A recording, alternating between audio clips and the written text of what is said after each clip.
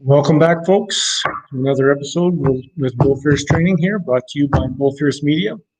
Tonight, we're going to tackle training splits, what they are, how to use them, what's the best one, and we'll be right back at you with that.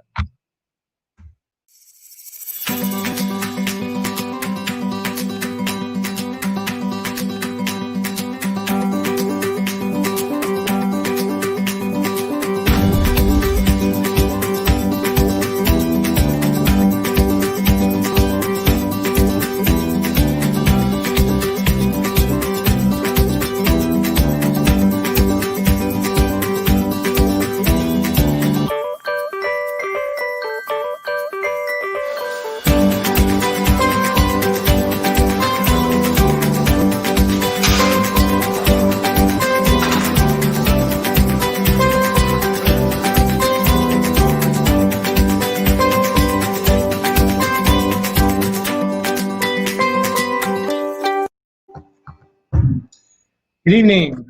Welcome. It is July 13th, 2020.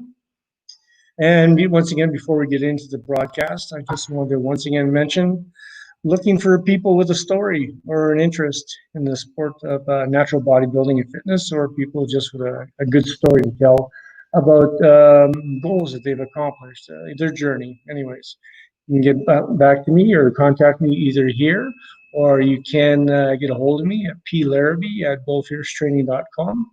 Either way will work. Anyways, we're going to be talking tonight about split routines. We're going to talk right from the very basics, assuming there's many people out there that, are just starting out, don't really understand what you mean when you're talking about the dialogue or the lingo, what a split routine is, or, what are the most effective types of split routines? What are the different split routines out there? What do I think is the best one? And let's just start with a definition of what split routine is. Basically, most people that are at any stage of advanced training, for sure, do something in the fitness and bodybuilding world in particular, do some type of a split routine. They don't go in there and train everything every day.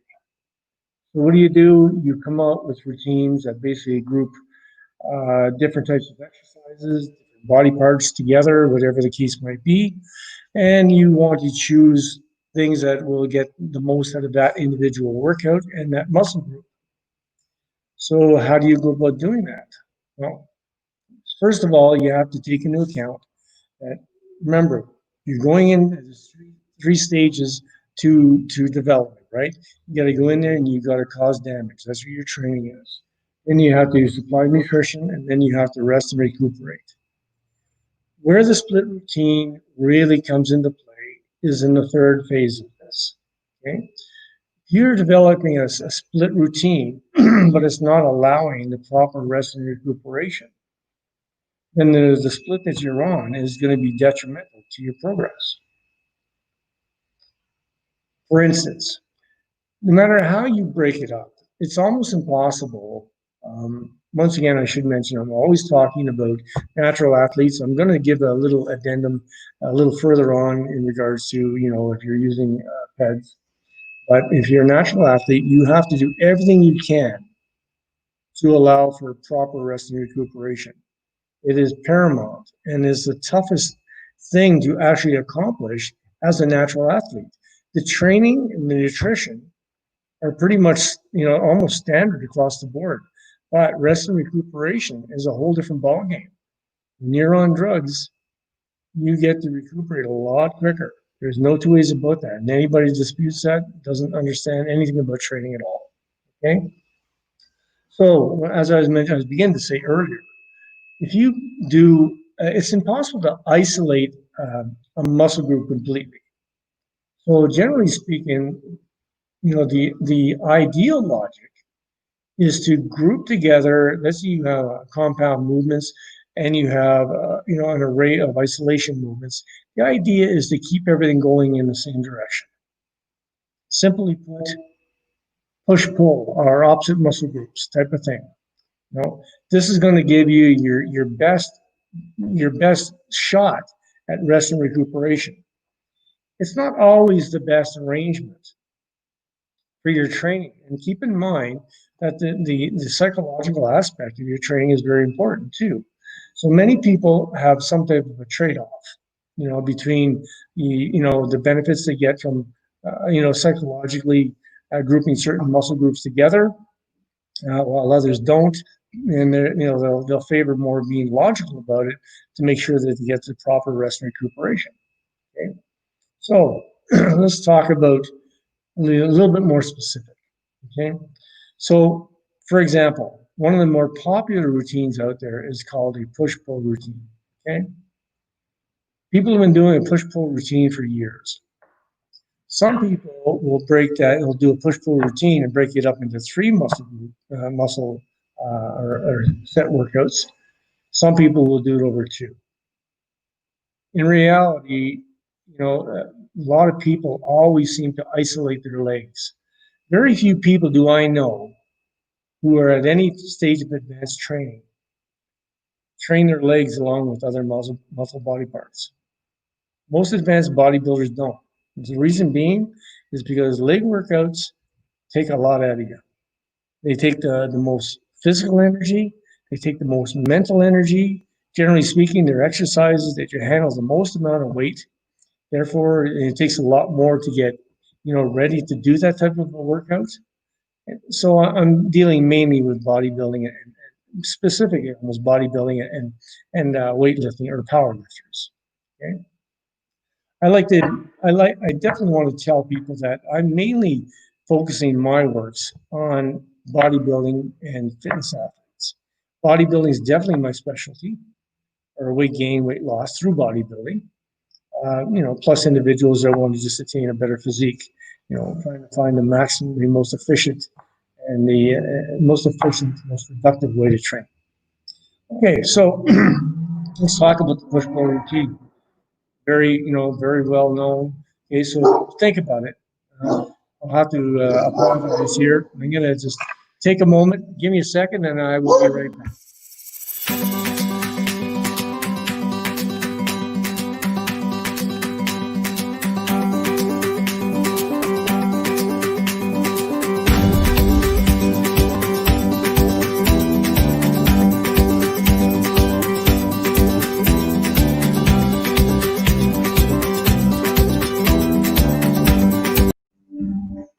Anyway, sorry about that. I should have mentioned at the beginning that I decided I would leave my dog out tonight and thought he could behave, but apparently not.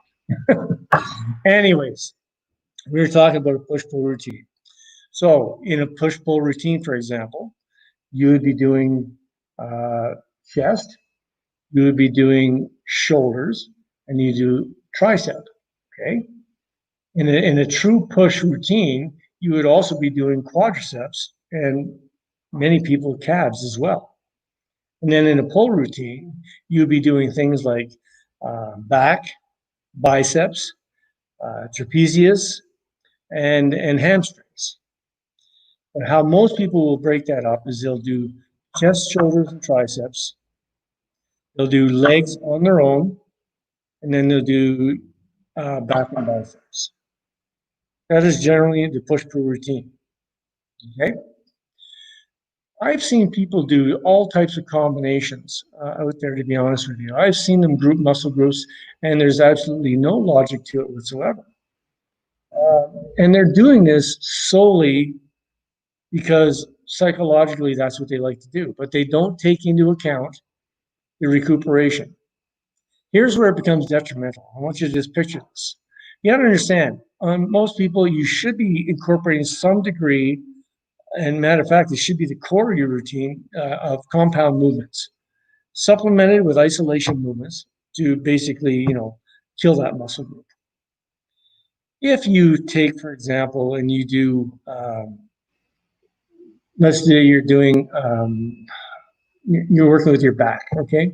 And you're doing heavy deadlifts, okay? Heavy deadlifts require, you're working hamstrings, you're working lower back, you're working your back, obviously, you're working traps, right? You're even working some bicep. But then, for some reason, they'll group that with triceps. and shoulders. And I've never become understood that, because here's what happens. Now the next workout, when you go to do the other compound movement, be like an incline press, that's your compound movement. And then all of a sudden you're doing, you have to understand what you did by grouping the wrong muscle group together, by doing triceps or still shoulders. You worked your tricep muscle. You also got to keep in mind that you worked your shoulder, your anterior deltoid as well. Okay. Keep in mind when you did that, so you've already worn them out. So therefore, now you're working them again, and therefore, my cat is trying to get up here with her. Eventually, she's going to make her way up here, so I guess she's going to be a star of the show today. Come on, Kiki. Anyways, so you're sitting there, and you've now haven't given your muscles the proper rest.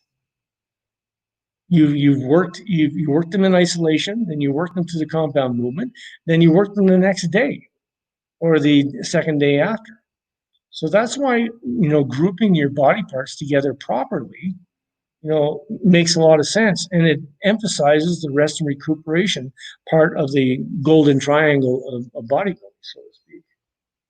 Okay, so and as far as whether you should be grouping muscle groups together in 2 days or 3 days, this is how I think it depends on where you are at your training. If you are a beginning level athlete, okay, fresh walked in the gym, or you've been in there for a few times or a month or something, you could literally do circuit training, train all your body part, train it 2 times a week, 3 times a week.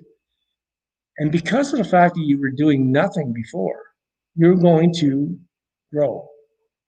Providing, you're doing the other things properly, you're resting, you're eating properly, you're putting out an effort in your training, you're going to develop. Because prior to that, you were doing nothing. You were not challenging your muscles. You're not breaking them down. You're not causing them any stress. And that's what you have to do. You got to create a stress and then recuperate from that stress. So I believe when you're a brand new athlete, there's no way, if you came to me and you're fresh off the street, there's no way I'm going to put you in a split routine on a 3-day split and have you training 5 and 6 days a week. For those of you that know me, also understand that I believe in HIIT training. I only train 3 days a week as it is. But if I was going to have you in a more conventional style training, I would still have you basically working on some type of a general program incorporating a lot of compound movement. And I would have it done on, a 2 to 3 a week basis. Okay. So, and basically working all your muscle groups together, especially I would say, let's say for about 3 months. I have no problem, depending on what your goals are. Now, if you're just somebody who wants to lose weight, gain some tone, I'm going to approach it a little bit different, right? I will probably take you in, and I will put you on a couple of sets, per exercise, a couple of exercises, and work you on a circuit. That is how I'm going to approach it. Now, which exercise I'm going to choose, that's going to depend on what I see when I look at you, because, how a person's structure is, whether they're long in the limbs or long in the torso, short in the legs, whatever the case might be. These things all have to come into play, okay? So I'm going to probably put a lot of people on some type of a circuit training where they're training everything, but just for the first 1 to 3 months. And that really depends on how you progress. You progress really well, like you're focused, and I can see you're driven. I probably won't have you doing that for 3 months. I'll probably then get you up to maybe a 4-day-a-week routine where I break your body into 2 different days and have you work on something like a Monday, Tuesday, take a rest day on Wednesday, do a Thursday, Friday, and then take your weekends off. Okay. And if you're trying to absolutely maximize your muscle potential, you're not going to do any strenuous physical activity on the other days. Now, does that mean you have to lay in bed? I know so many people that think, they can't go out and kick a soccer ball around, or they can't throw a football around with their buddies, and that's a load of crap. What people are saying is, if you want to maximize your muscle growth, You have to get proper rest and recuperation. Therefore, you're not going to go in there and go balls to the wall, knock yourself out in the gym. And then the next day, which is your rest day, or 2 days later is your rest day, you're not going to go out there and run a half marathon, or you're not going to play flag football like all day long. I mean, you're still, can you make progress? Of course you will, but you're going to minimize your progress. That's all I'm going to say in the matter. It depends on where your priorities are. Okay. So, like I said, anyways, once you pass that initial period, if you come to me and you had some training under your belt, I'll probably, just to see how it works, I'll probably get you on, on a 4 day a week workout routine, and I would probably start you off on a 2 day split. And that split, it could be, I almost want to shy away from upper body, lower body, because it doesn't, even though the legs are the biggest body part to work, they aren't not necessarily, it's not necessarily going to be a very even setup. So I might do, keep chest and back together, and I might group that, with, so this is where it gets tough. See, people don't think about this. I would have to beg to differ. I have to go, chest and back. You might be forced, in that type of routine to do legs as a separate day. So therefore, you're going to have one day that's going to be a lot longer than the next. Okay, and that's the only really way to take a double split twice a week. Okay, so basically, you're taking your body, you're breaking it into two, and you're working it twice a week. You do that, so you work, let's say, Monday and Tuesday. Okay. Now, there are ways to get around it, right? We can break it up differently. And we could do, like a kind of a push-pull routine, but do it on 2 days. But instead of training 2 days and then a day off, and 2 days and a day off, or then the weekend off, we go every second day. It's kind of a compromise. It's not giving you absolute maximum rest and recuperation, but it's still going to be a step in the right direction. So in that case, I would take that, and I would put you on. I would get you on, back, biceps, leg curls. Maybe, to be honest with you, calves we could throw on either day, to be honest with you. Okay. And then we'd be doing, chest, shoulders, and we could even throw in rear delts on back day as well. Then we do side delts, front delts, shoulders and chest, combined with triceps and your quadriceps on the not the next day, but the day after. So let's say we go Monday, Wednesday, and Friday, and Saturday, because we're taking Tuesday, Thursday, Saturday off, and we start again on Sunday, and we just keep rotating it. What comes into play there is, what amount of time do you have? Do you want to work out on the weekends? Can you work out on the weekends? Some people, just their work schedule, their family schedule. Decide what is the priority for you. Okay. There's other things to keep in mind. Like you said, always focus on the idea that you have to make sure and get the maximum rest and recuperation. Okay.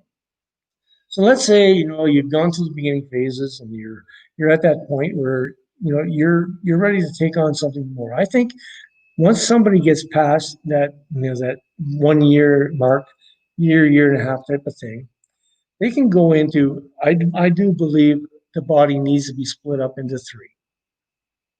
Now, I'm talking about for muscle growth, body shaping, fitness, bodybuilding. Okay. If your goal is fitness, we'll do things a little different. I'll go back to that in a second. But if your goal is ultimate mass, I think you need to go into a 3-day split. Okay. And, it can be accomplished in many ways. Personally, if you're not on an HIIT program, which, I would hesitate to do with anybody in the first year, you can sit there and you could be doing that. Let's say the breakup would be chest and back, shoulders and arms and legs. Other people might look at it and go, why don't I do back and biceps, chest, shoulders, and triceps, and legs? And you do either one. Okay. I'll discuss what I think is the absolute best and something I've been doing literally for decades. And it works. Okay. So, at this point, just keep in mind, I am never going to advocate doing, 20 sets per body part type of thing. So, you're still going to be, I want you to be efficient with your sets. Okay. So route after muscle growth. So a maximum like 2 working sets. I don't believe in, if you're going to do pyramiding, and for those, just so people understand what pyramiding is. Pyramiding is basically, gradually increasing within an actual exercise within each set, increasing the weight and the reps naturally decrease. Okay, that's the rough translation of it. Okay, so I would want you to basically keep things to a minimum. If I have you on a routine, we're going to emphasize maybe we're in power building. That's obviously going to be a little bit different than if you're just straight bodybuilding. But if you're bodybuilding, okay, I'm probably going to always have you do at least 1 compound movement. In some cases, 2. And I'm a big advocate of doing deadlifts, whether you're a girl or whether you're a guy. I'm a big advocate. I can tell you right now that if you do things like deadlifts, incorporate that with rowing movements, and then some lat type pull down movements, you're going to get the best all around lat development. Okay. I always emphasize, incline presses on chest. Many people, you've seen so many people in the gym doing bench presses till the cows come home. Bench press is the most useless exercise there is. It's good for a power lifter because that's what they do. As a developer, it's not a good exercise at all.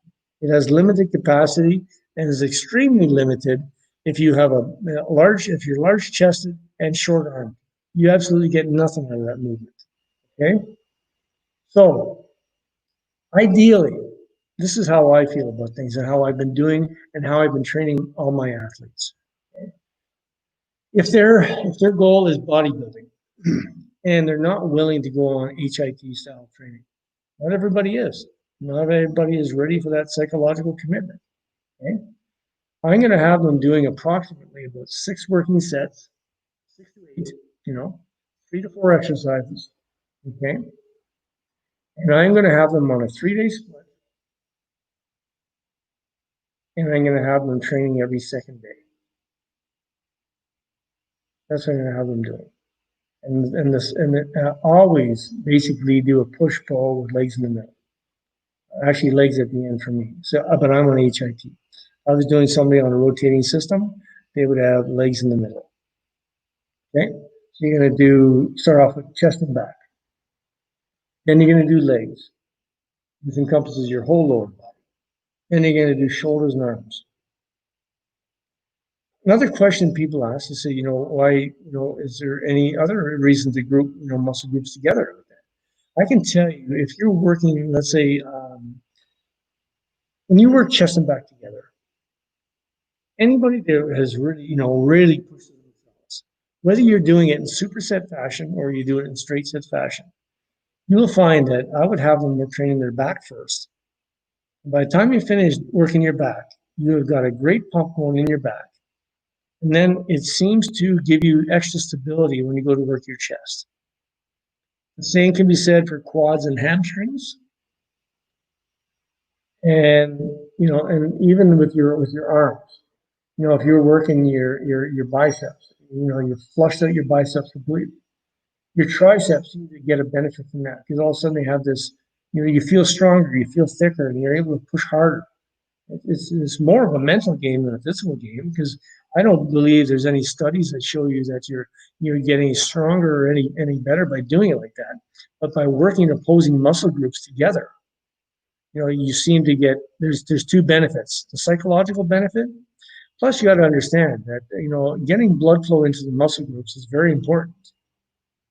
I'm not a big advocate of the pump itself. Even on HIT training, you will get a good pump. But the idea is, that's where the nutrients come, right?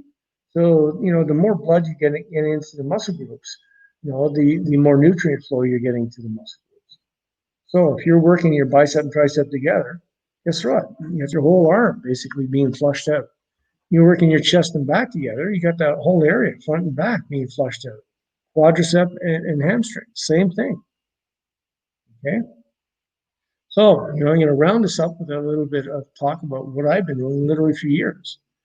Even before I did HIT training, I have always been an advocate of a 3-day split, and I've done it several ways. I've done it Monday, Tuesday, Wednesday, Thursday, Friday, and I just kept rotating it. I've done it Monday, Tuesday, Wednesday, Thursday off, then Friday, Saturday, Sunday, Monday off. And then, I've done it with breaks in the middle, Monday, day off, Tuesday, day off, or Wednesday, day off, like that. I'm going to tell you right off the bat that I have a hard time ever going back to any other routine other than chest back, shoulders, arms, and then legs. And I have a hard time ever, unless it gets to the point where mentally or physically, my age has got to the point where I can't handle the weight or the intensity like I am right now. My body's doing well, especially considering what it's been through. I would always do HIT training, which means for me is always going to be, Monday on, Tuesday off, Wednesday on, Thursday off, Friday on, weekend off, and that's how I would do it. And I may even take an extra day. I might even take 3 days in the weekend. And I go, Tuesday on, Wednesday on, Thursday, and then Tuesday, Thursday, Saturday routine. Listening to your body, very important. Any top level athlete, Olympia contender, bodybuilder, fitness athlete. I mean, fitness athletes are like CrossFit. I'm not talking really CrossFit people. I'm talking people who compete in fitness competition, or other forms of bodybuilding events like bikini or physique or whatever the case might be. You all kind of train along the same lines, okay? And other types of fitness athletes may be able to get away with training a little bit more often.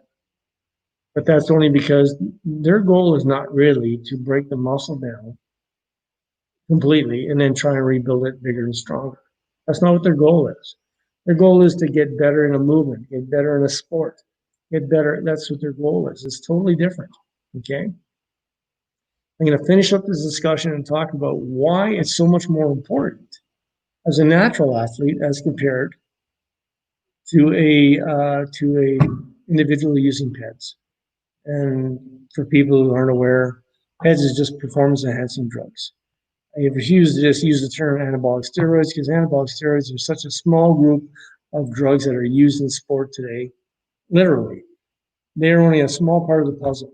We've gone far beyond that now, and there's no sign of going back. No matter how many people drop dead, it doesn't seem to be going to go anywhere. The only way it's going to do something is if we speak out and using platforms like I'm starting here. So please support it. If you want to clean up the sport, you want to get people to get a little bit more respect for what you do. Stay away from the drugs and start preaching natural training. Anyways, getting back to my point. If you're on any type of performance enhancing drugs, the recuperation part, although as important, is much easier. Your body, because of the drugs, is put into a much more anabolic state and therefore will regenerate much quicker. There's people that live absolutely, I don't know any better term more than a deviant lifestyle. They burn themselves out at all ends, and yet, they got incredible growth and development. It's not because they're doing things better than you in the gym, not because they're eating better or they're resting better. It's because of the drugs, and the drugs do allow you to make up for other shortfalls in your training. And when you're a natural athlete, you have to basically utilize everything that you can to the nth degree. You cannot afford to make mistakes that non-natural athletes could and still win. You have to do everything right.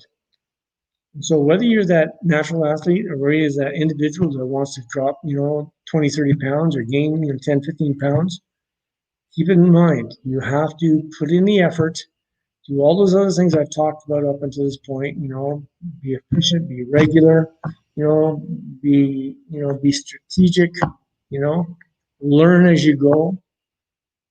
Pay attention to everything you're doing, but keep yourself a balanced mind and a balanced lifestyle. And you will succeed. I promise you, you'll succeed.